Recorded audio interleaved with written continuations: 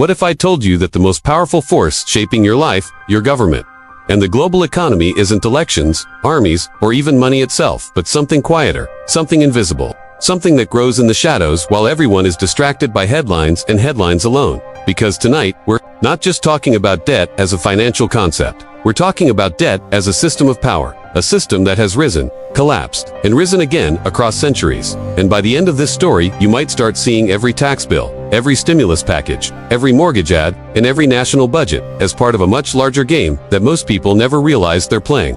And it all begins long before modern banks, credit cards, or even paper money existed. When early civilizations like Mesopotamia and ancient Rome discovered that lending grain or silver wasn't just a way to help neighbors survive bad harvests. It was a way to bind people, families, and even entire cities into obligations that could last generations. Because once someone owed you, they didn't just owe you resources. They owed you time, labor, loyalty, and sometimes their freedom. And this cause and effect pattern only intensified as kingdoms turned into empires, and empires turned into nation-states. And rulers realized that borrowing to fund wars and infrastructure was easier than raising taxes that might spark rebellion, which is how we arrive at the rise of formalized national debt in places like 17th century England, where the creation of the Bank of England wasn't just a financial innovation, but a political one, allowing the state to borrow massive sums from private investors in exchange for guaranteed interest, effectively tying the fortunes of the wealthy to the survival of the government itself. And from there, the system spread, shaping revolutions, like in France, where crushing war debts and unequal taxation helped ignite public fury, and shaping global power, like in the 20th century, when 2 world wars left Europe financially exhausted and the United States in a position to reshape the global order through institutions like the IMF and World Bank, offering loans for reconstruction that came with conditions, policies, and influence attached. And this is where the story takes a darker turn, because debt stops being just a tool for growth and starts becoming a lever of control.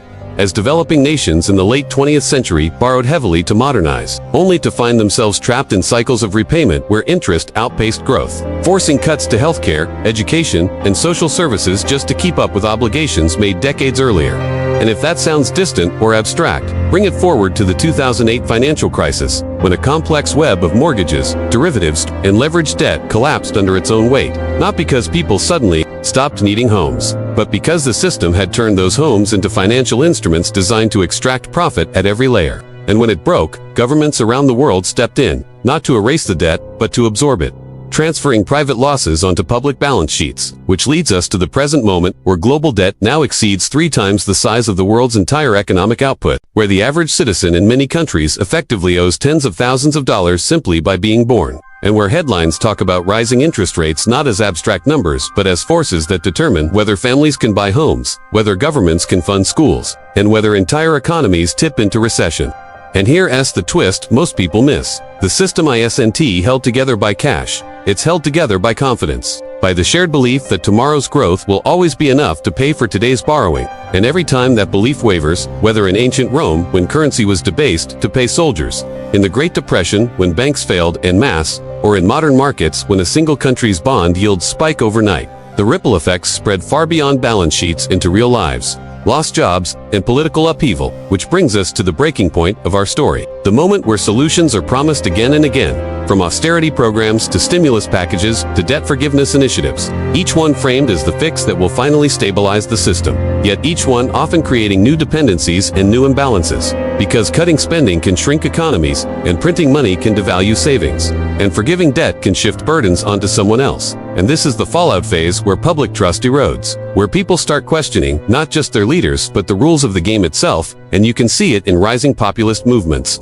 in protests against cost of living crises, and in the growing divide between those who own assets and those who service debts. And now, in the modern parallel section of this story, look at the patterns repeating with digital currencies, buy now, pay later, apps, and nations borrowing at unprecedented scales to fund pandemic recovery and climate transitions. Because the technology has changed, the language has changed, but the underlying dynamic remains the same. Access to credit shapes who gets to move forward and who stays stuck, who sets the terms and who follows them. And the shocking data is that in many developed countries, younger generations are entering adulthood already burdened by student loans, housing costs inflated by decades of cheap credit, and job markets shaped by corporate debt structures that prioritize shareholder returns over long-term stability, which leads us to the quiet realization that debt isn't just an economic tool.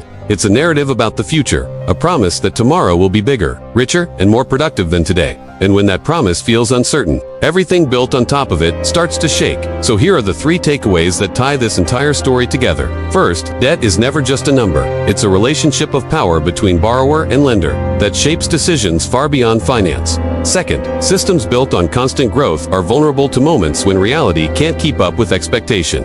And those moments tend to repeat across history in different forms.